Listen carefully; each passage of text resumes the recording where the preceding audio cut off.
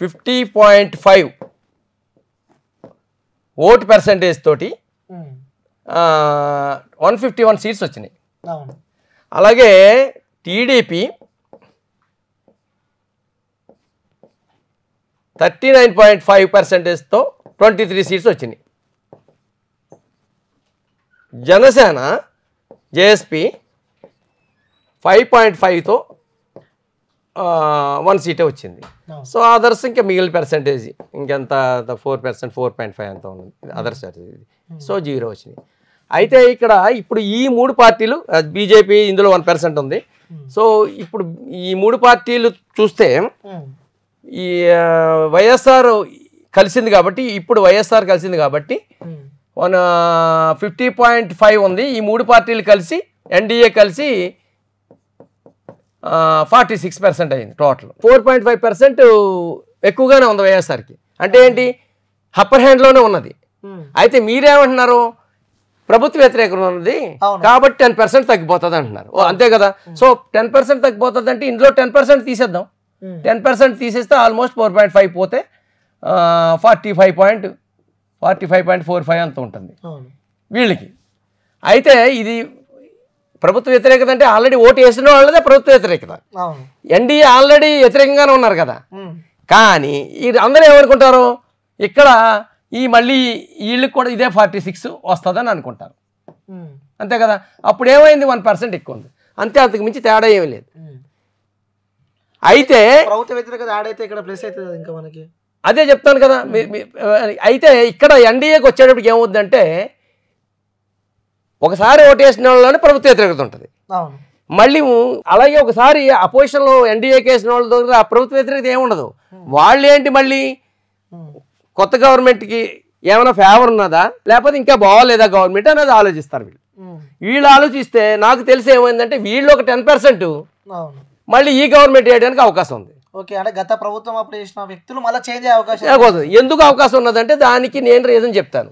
జగన్ గవర్నమెంట్లో ఆయన ఏం చేశాడు, ప్రతి రాష్ట్రానికి ముందు విద్య, వైద్యం, తర్వాత ఉద్యోగం, తర్వాత డెవలప్మెంట్, ముందు ఈ 3 ఫ్యాక్టర్లు ఇంపార్టెంట్. సో అందుచేత ఫస్ట్ విద్యను తీసుకున్నాడు ఆయన. అందుకే స్కూల్స్ని ఈ దేశంలో లెక్కలు లేని విధంగా ఆయన ఇంప్రూవ్ చేశాడు. అలాగే వైద్యం 16 మెడికల్ కాలేజీలు పెట్టాడు. ఇంతకుముందు ఎప్పుడు దేశ చరిత్రలో అన్ని మెడికల్ కాలేజీలు ఏ స్టేట్లో పెట్టలేదు. ఇక డెవలప్మెంట్ వారు వచ్చేటప్పుడు, డెవలప్మెంట్ అంటే జనరల్గా ఏమనుకుంటారు, ఐటీ జాబ్స్ వచ్చేస్తే డెవలప్మెంట్ అంటారు. ఐటీ జాబ్స్ వచ్చేయాలంటే నువ్వు ఏదైనా ఇన్ఫ్రాస్ట్రక్చర్ చూపెట్టుతో లేకపోతే గత ప్రభుత్వంలో ఏదైనా రెడీ చేసి ఉంచితేనో మరుసటి రోజు ఉద్యోగాలు ఇవ్వడానికి ఉంటుంది. అంటే వాస్తవంగా మనం మాట్లాడుకోవాలంటే సార్ జాబ్స్ చాలా ముఖ్యం. అవును, కానీ జాబ్స్ ఐటీ జాబ్స్ ముఖ్యం. ఐటీ జాబ్స్ రావాలంటే ఇన్ఫ్రాస్ట్రక్చర్ ఉండాలి కదా. ఇప్పుడు సెపరేట్ అయిన స్టేట్కి ఇన్ఫ్రాస్ట్రక్చర్ ఇమీడియట్గా కావాలంటే ఒక రోజులో అయిపోదు, దానికి 5 years 10 years పడుతుంది. లాస్ట్ గవర్నమెంట్ ఏమైనా 5 yearsలో చేసి ఉంటే ఇప్పుడు ఇమీడియట్గా జాబ్స్ ఇవ్వడానికి ఉంటుంది. మళ్ళీ ఇన్ఫ్రాస్ట్రక్చర్ మొదలు పెడితే ఏమవుతుంది, ఇంకో 5 years పడుతుంది, టైం పడుతుంది. కాబట్టి ఇమీడియట్గా దాన్ని ఆ గ్యాప్ని ఫిల్ చేయడం వాళ్ళు ఏం చేసేటంటే వాలంటీర్ వ్యవస్థ ద్వారా ఎంతో కొంత వేతనాన్ని వాళ్ళు ఖాళీగా ఉంచకుండా ఎంతో కొంత వేతనం ఇచ్చి వాళ్ళని ఉద్యోగులు చేసి అది సాటిస్ఫై చేయగలిగాడు. So and at the same time welfare schemes ఇమీడియట్గా కరోనా వచ్చింది, మళ్ళీ వెల్ఫేర్ స్కీమ్స్ ఏమిచ్చాడు ఆయన, ఈ ఉద్యోగాలు వచ్చి వాళ్ళు ఇన్ఫ్రాస్ట్రక్చర్ డెవలప్ అయ్యి ఉద్యోగం చేసి సంపాదించుకోవడానికి కంటే కూడా ముందుగాను వాళ్ళకి ఇమీడియట్ నెసెసిటీస్ ఏమైనా ఆలోచిస్తే ఆయనకి తిండి బట్ట అవి ఇంపార్టెంట్. సో ఆ తిండి ఇవ్వాలి కాబట్టి మనకి ఎస్సీ ఎస్టీ లేకపోతే బీసీ లోవర్ మిడిల్ క్లాసు వీళ్ళందరినీ కొంచెం సాటిస్ఫై చేయాలంటే ఇమీడియట్ కరోనా వచ్చిన టైము. సో ఇవన్నీ కవర్ చేయాలంటే ఇమీడియట్గా వాళ్ళని కవర్ చేయాలి కాబట్టి స్కీమ్స్ పెట్టి ఆ స్కీమ్స్ ద్వారా అది అవసరం కూడా, అది ఇంపార్టెంట్ అని కాదని ఎవరు చెప్పలేదు. ముందే ఉండాలి, అవి అయిన తర్వాత ఇమీడియట్గా డెవలప్మెంట్ వద్దని నేను అంటున్నా. కానీ డెవలప్మెంట్ ఎంత మేరకు చేయగలిగాడు ఆయన అనేది కూడా మనం ఆలోచించాలి. చేయలేదు రోడ్లు వేయలేదంటే రోడ్లు కూడా వేయలేదు చూడండి.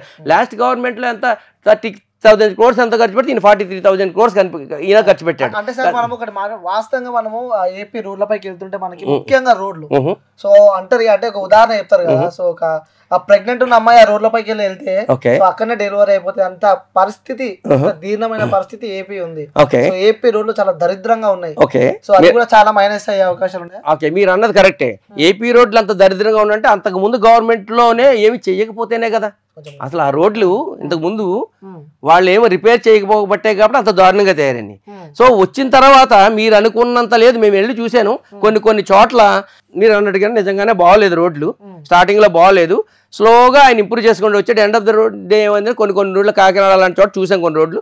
ఇదేంటి ఇంకా వేయలేదు, ఎలక్షన్ వచ్చేసింది, రోడ్లు వేయలేదు ఏంటి అని అడిగితే, లేదండి గత ప్రభుత్వంలో చేసిన కాంట్రాక్ట్ అండి, వాళ్ళు బిల్లులు రాక లేకపోతే బిల్లులు వాడేసుకుని చేశారని ఒక విధంగా చెప్తున్నారు కొంతమంది. మరి దానికి మనం ఏం చెప్తాం? సో అల్టిమేట్గా ఏంటంటే ఏ ప్రభుత్వం అయినా చివరికి ఓటు వేయడానికి వచ్చేటప్పటికి డెవలప్మెంటు ఇంపార్టెంటే, కానీ అంతకంటే వెల్ఫేర్ స్కీమ్స్, ఎడ్యుకేషను, మెడికల్ అవి మోస్ట్ ఇంపార్టెంట్ అనమాట.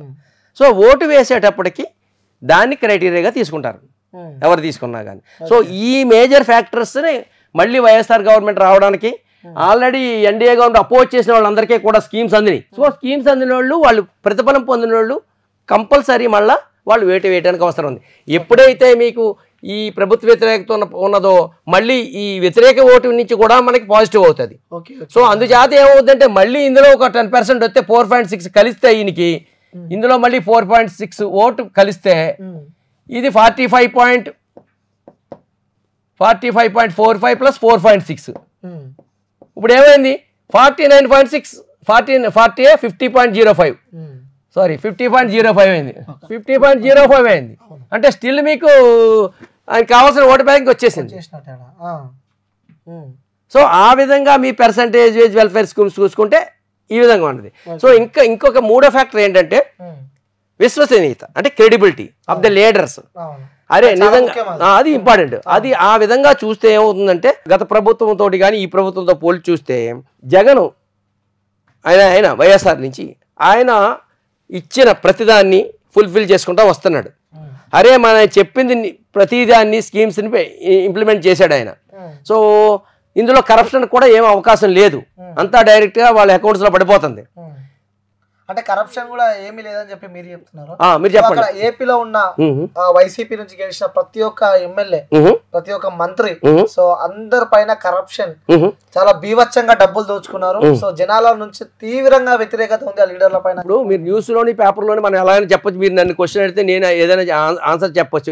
ఎగ్నిస్ట్ గా వాళ్ళ కోసం ఇంట్రెస్ట్ గా ఉన్నది, వాళ్ళు జబర్దస్తంగా అవుతుంది అవకాశం ఏది, డబ్బులన్నీ తీసుకెళ్ళి డైరెక్ట్గా అకౌంట్ చేస్తున్నాడు. మీరు అన్నట్టున్నారు కదా డెవలప్మెంట్ లేదని. డెవలప్మెంట్ ఉంటే అందులో కమిషన్లు తీసుకుని వాడుకోవడానికి ఉంటుంది, ఇంకెక్కడ తీసుకుంటానికి అవకాశం ఉంది వాళ్ళకి? మీరే చెప్తున్నారు డెవలప్మెంట్ లేదని. అందులో ఏమున్నది, మెడికల్ కాలేజెస్ వచ్చినాయి, స్కూల్స్ వచ్చినాయి, అది డెవలప్ అయినట్టు కనిపిస్తుంది. అంతే, డైరెక్ట్గా వాళ్ళ ఫండ్స్ నుంచి డైరెక్ట్గా ఖర్చు పెడుతున్నారు. సో ఇదంతా యాంటీ ప్రాపగాండా తప్ప ఎమ్మెల్యేలు కానీ ఎంపీలు కానీ వాళ్ళు ఖర్చు పెట్టి అందులో కమిషన్ తీసుకునేటంత అవకాశం వాళ్ళకి ఎక్కడా లేదు. ఇదంతా యాంటీ ప్రాపగాండానే, యాంటీ కావాలని చెప్పింది తప్ప అందులో వాళ్ళు తీసుకుని చేసడానికి ఏమి కనిపించట్లేదు. సో మీకు ఇంకేమైనా క్వశ్చన్? అలాగే విశ్వసనీయతకు వచ్చేటప్పటికి ఏముందంటే జగన్ ఆయన ఆయన చెప్పిన ప్రతి స్కీమ్ని ఆయన ఇంప్లిమెంట్ చేస్తున్నాడు.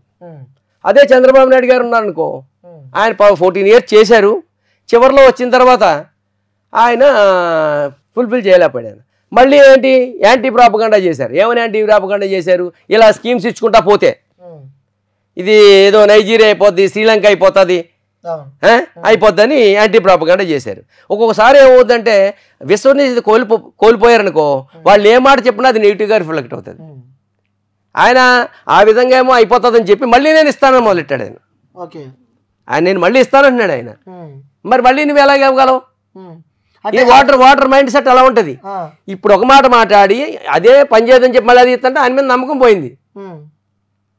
ఇచ్చే హామీలు అన్ని దొంగ హామీలు, వైసీపీ ఇచ్చే హామీలు ప్రతి ఒక్కరు దొంగ హామీలు. సో మా 6 గ్యారంటీలో ప్రతి ఒక్కటి మేము గెలవగానే అమలు చేస్తామన్నట్టు కూడా కూటమి చెప్తున్నారు. అదే అంటుంటా. ఇప్పుడు వైఎస్ఆర్ ఇప్పుడు జగన్ ఏం చేశారు, ఆయన ఇచ్చిన ప్రతి నవరత్న అన్నింటినీ ఇంచుమించు 99.9 అందరికీ తెలుసున్న విషయమే. ఏ ఫలానా దాన్ని ఇంప్లిమెంట్ చేయలేదు, ఫలానా దాన్ని ఫుల్ఫిల్ చేయలేదు ఎవరినైనా చెప్పమనండి, ఆయన ఫుల్ఫిల్ చేశాడు. అదే చంద్రబాబు నాయుడు గారికి వచ్చేటప్పటికి లాస్ట్ టైము అన్నవి ఫుల్ఫిల్ చేయలేకపోయాడు ఆయన. మళ్ళీ ఇవి ఇస్తే బీద దేశం అయిపోతుంది, లేకపోతే శ్రీలంక అయిపోతుంది, నైజీరియా అయిపోతుంది. అలాంటప్పుడు మళ్ళీ ఈయన మళ్ళీ అలాగే ఇవ్వగలుగుతాడు, ఇంకా ఎక్కువ బడ్జెట్ అలాగే ఇవ్వగలుగుతాడు. ఇవన్నీ వాటర్ ఆలోచిస్తాడు.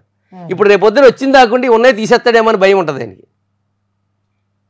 అంటే గతంలో ఇచ్చిన హామీలు నెరవేర్చలే కాబట్టి సో ప్రజలలో కూడా అది వ్యతిరేకత కూడా ఉంటుంది. డెఫినెట్గా వ్యతిరేకత ఉంటుంది, డెఫినెట్గా వ్యతిరేకత ఉంటుంది. ఎందుచేతంటే ఒకసారి నమ్మకం పోయిన తర్వాత, క్రెడిబిలిటీ పోయిన తర్వాత నమ్మరు. ఆయన ప్రతి పాయింట్ కూడా ఇప్పుడు వాలంటీర్లు అన్నారు, వాలంటీర్ వ్యవస్థ మంచిది కాదన్నాడు ఆయన. మళ్ళీ అదే ఆయన మంచిది నేను ఇస్తానంటున్నాడు ఆయన. అంటే ఆయన నమ్మకం లేదు. ఒకసారి మళ్ళీ రేపు పొద్దున మళ్ళీ వచ్చిన తర్వాత ఇది మంచిది కదా తీసేస్తాడేమో అని భయం వీళ్ళకి. అందులో కూడా వ్యతిరేకత వచ్చింది కదా. మరి వాళ్ళు ఏదో హ్యూమన్ ట్రాఫికింగ్ అని ఇలాంటివన్నీ బ్లేమ్ చేయడం, వాళ్ళు హర్ట్ అవ్వడం, వాళ్ళ పేరెంట్స్ కూడా హర్ట్ అవ్వడం, ఇలాంటివన్నీ జరిగినాయి. ఆయనకి బయటికి చెప్పలేకపోతున్నారు తప్ప. అంటే ముఖ్యంగా రాష్ట్ర ముఖ్యమంత్రి వైఎస్ జగన్ పైన కూడా చాలా ఆరోపణలు ఉన్నాయి. అంటే భూ కబ్జా చాలా వరకు ఇవన్నీ పత్రికల్లో రాశారేమో కానీ భూ కబ్జా చేశారని ఎక్కడ చూపెట్టండి మీరు. ల్యాండ్ కబ్జాలు అదే మీరు పత్రికలోని న్యూస్ అదే అసలు అది రియలిస్టిక్ గా మీకు ఎక్కడైనా ప్రూఫ్ ఉందా? ఇప్పుడు లాస్ట్ గవర్నమెంట్ ఉన్నది అనుకో ప్రూఫ్లోనే. ఇప్పుడు ఒక ఆమె వనజాక్షమ ఆమెని హెరాస్ చేశారు ఒక గవర్నమెంట్ ఎంప్లాయీని. అది నార్మల్గా ఏమవుతుందంటే పబ్లిక్ ఇండివిజువల్స్ని ఎప్పుడైనా టచ్ చేస్తే పబ్లిక్లో ఇప్పుడు గవర్నమెంట్లో ఎమ్మెల్యేలు ఎంపీలు వాళ్ళు వాదుకోవడం, రాజకీయ నాయకులు మాట్లాడుకోవడం వేరు, వాళ్ళ మీద వీళ్ళ మీద కేసులు పెట్టుకోవడం వేరు. ఇండివిజువల్స్ మీద అటాక్ చేస్తే ఏమవుతుందంటే అదే మైండ్స్లో ఉండిపోద్ది. అరే ఇండివిజువల్ అడిగితే రేపు పొద్దున మనకి ఏమవుతుంది రేపు పొద్దుట, అరే ఒక ఎంప్లాయీనే హెరాస్ చేశారు. ఆ ఎఫెక్ట్ వల్ల లాస్ట్ టైం చంద్రబాబు నాయుడు గారు ఓడిపోయారు. అది చాలా మైండ్లో ఉండిపోయింది. అరే ఒక పబ్లిక్ ఎంప్లాయీని ఒక ఎమ్మెల్యే రోడ్డు మీద ఇచ్చేస్తే మన కామన్ పీపుల్ మనకి ఏమవుతుంది రేపు పొద్దుట. ఇవన్నీ లీగల్ ఇష్యూస్. సో ఇలాంటి వాటి వల్లే ఎఫెక్ట్ అయింది. తెల్లవారుజామున ఎవరో ఒక మీడియా పర్సన్ తీసుకుని వెళ్ళిపోవడం, ఇవన్నీ జరిగినాయి రియలిస్టిక్ గా. అప్పుడు అంటే జగన్ పైన ఎలాంటి ఆరోపణలు లేవు, కేవలం చేస్తున్న నాటకాలే అంటారు. ఇవన్నీ అది మీడియాలో వచ్చిన ప్రూఫ్లు ఏమన్నా చూపెట్టండి. ఆరోపణలు ఏమన్నా ఉన్నాయి? ఆయన ఎవరినైనా తిట్టాడా? ఆయన పార్టీ వాళ్ళు తిడతారు, కలవాడు కలవలేదు, తిట్టలేదు. జగన్ అనే వ్యక్తి అధికారంలో కూర్చున్నప్పటి నుంచి జనాల దగ్గరకే రాడు. ఓకే, మీట్లు పెట్టాడు. ఓకే, జనాలతో సరిగా మాట్లాడాడు. ఇప్పుడు కొంతమంది చేతల మనిషి అంటారు, ఆయన చేతల మనిషి, మాటల మనిషి కాదు. ఆయన చేతలో చేశాడు. ఆయన ఇస్తానన్న మాట నిలబెట్టుకున్నాడు. నీకు పబ్లిక్ ని వచ్చి మాట్లాడడానికి అవకాశం లేకుండా అన్నీ ఆయనే చేసేస్తున్నాడు. ఇప్పుడు వాలంటీర్ని ఇంటికి పంపించి నీకు పని చేసి పెట్టేస్తున్నాడు ఆయన. నీకు నువ్వు ఆఫీస్కి వెళ్ళవలసిన పని లేదు, గవర్నమెంట్ నన్ను క్వశ్చన్ చేయాల్సిన అవసరం పని లేదు. అందుకే ఆయన మాట్లాడవలసిన అవసరం లేదు. మాట్లాడకపోతే 3 కోట్ల మంది ఎన్నిసార్లు ఎప్పుడు మాట్లాడగలడు ఆయన? అడ్మినిస్ట్రేషన్ అంటే అది నువ్వు చేయడం కాదు, ఒక లీడరు కొంతమంది చేత చేయించాలి. That is administration. అందుకోసమే నేను 24 గంటలు పని చేస్తానంటే అవ్వదు. నువ్వు 8 గంటలు పని చేయి, 8 లక్షల మంది చేత పని చేయించుకో. అలా జగన్ చేస్తాడు అంతే. 100% ఆయన చేస్తున్నాడు. అది వాటర్లోకి వెళ్ళిపోయింది, మైండ్ సెట్లోకి. ఇది యాంటీ ప్రాపగండా తప్ప ప్రతి వాటర్ మైండ్ సెట్లోకి అది వెళ్ళింది. 100% ఆయన గవర్నమెంట్ ఏ విధంగా చూసినా వీళ్ళు ఎన్డీఏ గవర్నమెంట్ ఈ పర్సంటేజ్ని దాటి వెళ్ళలేరు. అందుకే ఈ మధ్య ఏదో ఆయన ఐపాక్ వాళ్ళతో నేను 160 వస్తానండి, మేబీ రావచ్చు. ఆయన ఆయన ఆయన అంతమందిని గెలిపించుకుని ఆయనకి అంత కాన్ఫిడెన్స్ ఉండాలి. మనం ఎలా మాట్లాడుకుంటున్నామంటే అది కూడా ఈ దేశంలో ఎవడో కూడా నువ్వు నాకు మంచి చేసావని అనుకుంటేనే నాకు ఓటేమని అడిగిన వాళ్ళు ఎవరు లేరు. వేరే వాళ్ళు అలా అడగలుగుతున్నారా? నేను 14 సంవత్సరాలు ఇది చేశాను, మేము ముగ్గురం కలిసి ఇచ్చేస్తాము అని ఏం అడగట్లా. ఆయన వద్దు, ఆయన వద్దు, ఆయన వద్దు, ఆయన వద్దు, ఆయన వద్దు, ఆయన దేనికి వద్దు? What is the reason? మంచిగా చేసేవాడు వద్దన్న అవసరం వచ్చింది. ఓటర్ అదే క్వశ్చన్ చేసుకుంటున్నాడు. ఓకే, అంటే ముఖ్యంగా ఈ ఎన్నికలకు సంబంధించి కూడా ఏపీలో సో పెద్ద సంఖ్యలో ఓటింగ్ పర్సంటేజ్ కూడా పెరిగింది. ఆ యువకులు, కొత్త ఓటర్లు, సో చాలా మంది కొత్త ఓటర్లు ఓట్లు వేశారు. సో ప్రతి ఒక్కరు ఆ బీసీ ఓటింగ్ కూడా పెద్ద ఎత్తున పవన్ కళ్యాణ్ వైపు, ఈ కూటమి వైపే ఉన్నారు అని చెప్పి కూడా సో వార్తలు ఇస్తున్నాయి. అంటే మనం రియలిస్టిక్ గా మాట్లాడుకోవాలి. సో పవన్ కళ్యాణ్ వైపు ఓటు ఉన్నారు, మీరు అన్నది అని నేను అంటాను. కొంతవరకు పవన్ కళ్యాణ్కి మూవ్ అవుతున్నారు. మరి లాస్ట్ టైం రిజల్ట్స్ తో పోలిస్తే మనం దాన్ని కంపేర్ చేసుకోవాలి. లాస్ట్ టైం ఆయనకి ఎంత 5.5% వచ్చింది, అవునా? ఇప్పుడు ఓటర్లు అంతా వచ్చేస్తే 50% వచ్చేస్తుందా? Is it possible? ఇంకో 5% పెరగచ్చు, 10% పెరగచ్చు, 10% అవ్వచ్చు. అంతే కదా. ఆయన ఎక్కడి నుంచి వచ్చారు, కొత్త ఓట్లు ఎంత పర్సెంటేజ్ వచ్చింది, అంటే 10 సంవత్సరాలు ప్రతి వయసు వాళ్ళు అందరూ జనంలో ఉన్న లీడర్ కదా. ఎందుకంటే పవన్ కళ్యాణ్ వ్యక్తి సో ఓడిపోయినప్పటి నుంచి ఇప్పటిదాకా గ్రౌండ్ లో ఉన్న లీడర్ ఆయన. ఆయన ఎక్కడ ఉన్నాడు, ఎక్కడ లేడు, మధ్యలో తిరుగుతున్నాడు. ఆయన జనాల మధ్య ఎక్కడ తిరగలేదు. ఈవెన్ స్టిల్ ఇప్పుడు కూడా జగన్ ఇచ్చినన్ని ఫోటోలు, జగన్ గారు ఇచ్చిన ఫోటోలు ఆయన యాత్రలో ఆయన ఇవ్వలేకపోయాడు. అంటే ఎన్నికలు వస్తున్నాయని చెప్పి 2 నెలల ముందు బయటకు వచ్చిన వైఎస్ జగన్ అంటున్నారు. అది ఆయన ఎప్పుడు ప్రజల్లో ఉన్నట్టే లెక్క. ఒక చీఫ్ మినిస్టర్ ప్రజల్లో రోడ్ల మీద తిరుగుతాడే ఏంటి, అడ్మినిస్ట్రేషన్ మానేసి. ప్రజలకు ఏం కావాలో ఆయనకు తెలుసు కాబట్టి ఆయన ఫుల్ఫిల్ చేస్తూ వాళ్ళ టీం ద్వారా, అదే వాళ్ళ యంత్రాంగం ద్వారా కావాల్సినవన్నీ ప్రజలకి అందించాడు. మొత్తానికి ఓటింగ్ పర్సెంట్ అంతా పోల్ ఓకే. సో కొన్ని రోజుల రిజల్ట్ రాబోతుంది. సో మీ అనాలిసిస్ ప్రకారం కూడా ఈసారి మాత్రం మళ్ళీ వైఎస్ జగన్ వస్తారని చెప్పి 100%. అందులో ఏ విధమైన అనుమానం లేదు, గట్టి కాన్ఫిడెంట్. ఎందుకంటే అవతల ఇప్పుడు మీరే ఆర్గ్యూ చేయండి, మీరు చెప్పండి ఎందుకు ఎన్డీఏ వస్తుందని మీరు చెప్తున్నారో చెప్పండి. మీరు ఎందుకు వస్తుందో నేను పర్సెంటేజ్ ఆఫ్ ఓట్స్ చెప్పాను. నేను ఆల్రెడీ 50% ఆయన ఉన్నాయి. ఆ 50% ఒకసారి 50% కూడా తగ్గొచ్చు కదా. అదే అది తగ్గడానికి వాడు ఓటర్ ఆలోచిస్తాడు. నేను వెనక్కి ఓటు వేయాలంటే ఒకసారి ఇంట్రెస్ట్ కొద్ది వేసాడు, ఇప్పుడు ఇంకా స్కీమ్స్ నడుస్తున్నాయి, నేను ఓటు వేయాలంటే ఈయన ఏం చేయలేదని నేను వెనక్కి వేయాలని ఓటు ఆలోచిస్తాడు. నేనేదో 5% 10% మీరు చెప్పాను తప్ప ఆ 10% కూడా తగ్గదు. అది 2% 5% తగ్గుతుంది. ఎందుచేత అంటే ఎగ్నిస్ట్ ఏమీ లేదు, యాంటీ ప్రాపగండా. ఎప్పుడు కూడా ఓటు అంటే ఏంటి, తను ఎవరికి నేను ఎవరికి వేస్తున్నాను చెప్పడు. అవును, ఈ పబ్లిక్లో సర్వేలు గిరివేలు అన్నీ ఏంటి, పబ్లిక్లో ఎవరు చెప్పడు, మనసులో ఉంటుంది. మనసులో ఏమనుకుంటాడో మన రీజన్స్ కావాలి. ఆయన రీజన్స్ ఏంటంటే నేను వెయ్యాలా వద్దా, ఎందుకు వేయాలి ఎందుకు వేయకూడదు, ఉన్న గవర్నమెంట్కి నేను ఎందుకు వేయాలి, పాతవాడు వేసాడు 50%, ఎందుకు వేయాలంటే ఆయనకి 90% ఆఫ్ ద ఫ్యాక్టర్స్ ఆయనకి వేయడానికే రీజన్ చూపుతున్నాయి. వెయ్యకపోవడానికి ఆయనకి నెగిటివ్ లేదు, అపోజిషన్ పార్టీకి అంత స్ట్రెంగ్త్ లేదు, వీళ్ళు ఏం చేస్తామని చెప్పడానికి అని అపనమ్మకం. సో అందుచేత వైఎస్ఆర్ జగన్కే వేయడానికి 100% నమ్మకం ఉన్నది. ఈవెన్ 10% కూడా 5%. అది జనరల్గా ఉండే ఇది ఇన్ఫ్లుయెన్స్ వల్ల, మీడియా ఇన్ఫ్లుయెన్స్ వల్ల పబ్లిక్ కూడా అంత తెలియదు. 4 సార్లు పదే ఏదో చెప్తే నిజమని నేను నమ్మే పర్సంటేజ్ ఉంటుంది, చివరికి వచ్చాడు ఉంటుంది. Same thing with opposition parties. Okay, so 175కి 175 ఈసారి పక్క కన్ఫర్మ్ అని చెప్పి అంటున్నారు. ఇప్పుడు 175కి 175 అంటే నార్మల్గా ఆయన చేశాను నమ్మకం చెయ్యాలి అని ఉంటుంది. కానీ కొంతమంది ఆయన నిలబెట్టిన క్యాండిడేట్స్లో కూడా 175 మంది ఫేవరబుల్గా ఆయన చెప్పినట్టుగా చేయలేకపోవచ్చు, ఆ ఓటుని తీసుకురాలేకపోవచ్చు. ఆయన రావాలని ఉంటుంది, కానీ అందులో 10 మందో 20 మందో నెగిటివ్ ఉండొచ్చు. 100% అంత యాక్టివ్ ఎమర్జీ అయిపోయినంత క్వాలిటీస్ లేకపోవచ్చు, వాళ్ళకు ఉన్నది కెపాసిటీ అంతే. సో అలాంటి వాళ్ళు కొంతమంది పోవచ్చు. అల్టిమేట్గా ఏంటంటే నాకు తెలిసి అయితే మినిమం 110 వస్తాయి. అది తర్వాత ఎంతైనా రావచ్చు అని అనుకుంటున్నాను నేను. ఈ మధ్య అందరినీ ఓటర్స్ని గ్రౌండ్ లెవెల్లో చూసిన దాన్ని బట్టి. ఓకే, సో మొత్తానికి అయితే ఏపీ గడ్డపై మరోసారి వైసీపీ జెండా ఎగరబోతుంది 100%. అందులో ఏమీ తేడా లేదు. ఎందుకంటే ఇవే ఫ్యాక్టర్స్ మీరు సొంతంగా అనలైజ్ చేసుకోండి. అపోజిషన్ ఎప్పటికీ స్టిల్ లోవర్ హ్యాండ్లోనే ఉంది, అది ఎప్పుడు అప్పర్ హ్యాండ్ రీచ్ కాలేదు. వాళ్ళు అంత స్ట్రాంగ్ అంటారు, అంత స్ట్రాంగ్ ఉంది, అప్పర్ హ్యాండ్ రీచ్ కాలేకపోయారు. మనం ఏదో ఫిగర్స్ మీడియాలో అనాలిసిస్లు తప్ప ఏదో డెవలప్మెంట్ లేదో అనే, డెవలప్మెంట్ లేదంటే డెవలప్మెంట్ చేసింది కూడా చెప్పుకోలేకపోయారు. ఇప్పుడు చేసిన వాళ్ళు చెప్పలేరు, నెగిటివే తొందరగా వెళ్ళిపోతుంది, నెగిటివ్ వెళ్తుంది. సరే చివరిగా ఓటు వేసాడు మళ్ళీ ఆలోచిస్తాడు. దేనికి 100%. Okay sir, thank you sir, thank you so much. Thank you.